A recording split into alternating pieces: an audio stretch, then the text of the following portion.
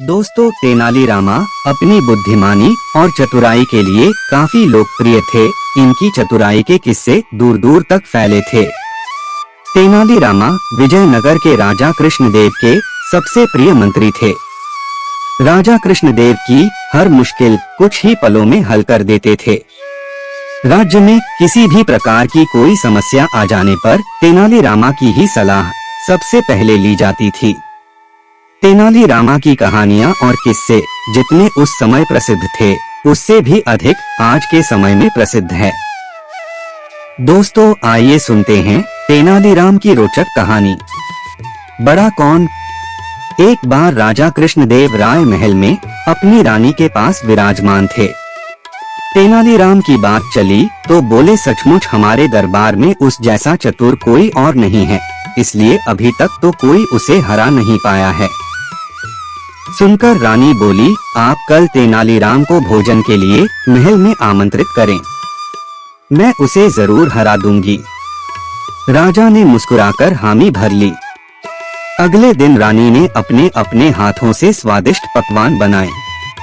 राजा के साथ बैठा तेनालीराम उन पकवानों की जी भरकर प्रशंसा करता हुआ खाता जा रहा था। खाने के बाद रानी ने उसे बढ़िया पान का बीड़ा भी खाने को दिया।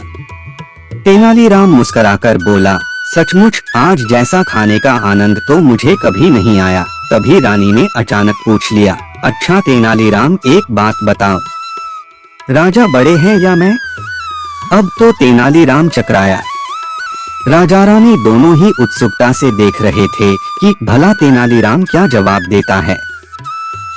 अचानक तेनालीराम को जाने क्या सूझी, उसने दोनों हाथ जोड़कर पहले धरती को प्रणाम किया, फिर एकाएक जमीन पर गिर पड़ा। रानी घबराकर बोली, अरे अरे, यह क्या तेनालीराम?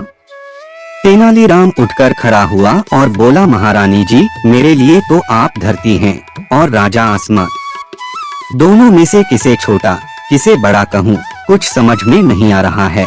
वैसे आज महारानी के हाथों का बना भोजन इतना स्वादिष्ट था कि उन्हीं को बड़ा कहना होगा, इसलिए मैं धरत को ही दंडवत प्रणाम कर रहा था। सुनकर राजा और रानी दोनों की हंसी छूट गई। रानी बोली, सचमुच तुम चतुर हो तेनालीराम, मुझे जिता दिया पर हारकर भी खुद जीत गए। इस पर महारानी और राजा कृष्णदेव राय के साथ तेनालीराम भी खिलखिलाकर हंस दिए। दोस्तों, आइए सुनते हैं तेनालीराम की दूसरी रोचक कहानी, तेनालीरामा की समझदारी। एक बार राज दरबार में नीलकेतु नाम का यात्री राजा कृष्णदेव राय से मिलने आया। पहरेदारों ने राजा को उसके आने की सूचना दी। राजा ने नीलकेतु को मिलने की अनुमति दे दी। यात्री एकदम दुबला पतला था। वह राजा के सामने आया और बोला, महाराज, मैं नीलदेश का नीलकेतु हूँ और इस समय मैं विश्व भ्रमण की यात्रा पर निकला हूँ। सभी जगहों का भ्रमण करने के पश्चात आपके दरबार में पहुँचा हूँ। राजा ने उसका स्वागत करते हुए उसे शाही अतिथि घोषित किया। राजा से मिले सम्मान से खुश होकर वह बोला, महाराज, उस जगह को जानता हूँ जहाँ पर खूब सुंदर सुंदर परियां रहती हैं। मैं अपनी जादुई शक्ति से उन्हें यहाँ बुला सकता हूँ। नीलकेतु की बात सुन राजा खुश होकर बोले, इसके लिए मुझे क्या करना चाहिए? उसने राजा कृष्णदेव को रात्रि में तालाब के पास आने के लिए कहा और बोला कि उस जगह में परियों को नृत्य के लिए बुला भी सकता हूँ। नीलकेतु की बात मानकर राजा रात्रि में घोड़े पर बैठकर तालाब की ओर निकल गए। तालाब के किनारे पहुंचने पर पुराने किले के पास नीलकेतु ने राजा कृष्णदेव का स्वागत किया और बोला, महाराज, मैंने सारी व्यवस्था कर दी है। वे सब परियां किले के अंदर हैं। राजा अपने घोड़े से उतर नीलकेतु के साथ अंदर जाने लगे। उसी समय राजा को शोर सुनाई दिया। देखा तो राजा की सेना ने नीलकेतु को पकड़कर बांध दिया था। यह सब देख राजा ने पूछा, यह क्या हो रहा है? तभी किले के अंदर से तेनालीराम बाहर निकलते हुए बोले, महाराज, मैं आपको बताता हूँ। तेनालीराम ने राजा को बताया, यह नीलकेतु एक रक्षा मंत्री है और महाराज, किले के अंदर कुछ भी नहीं है। यह नीलकेतु तो आपको जान से मारने की तैयारी कर रहा है।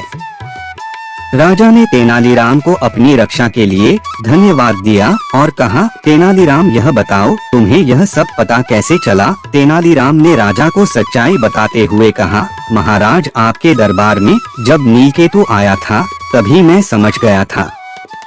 फिर मैंने अपने साथियों से इसका पीछा करने को कहा था, जहाँ पर नीलकेतु आपको मारने की योजना बना रहा था। तेनालीराम की समझदारी पर राजा कृष्णदेव ने खुश होकर उन्हें धन्यवाद दिया। दोस्तों कमेंट करके बताएं कि आपको हमारी यह कहानियाँ कैसी लगी। पसंद है तो इसे लाइक और शेयर करें और ऐसी ही मजेदार कहानियाँ सुनने के लिए चैनल को सब्सक्राइब करना ना भूलें।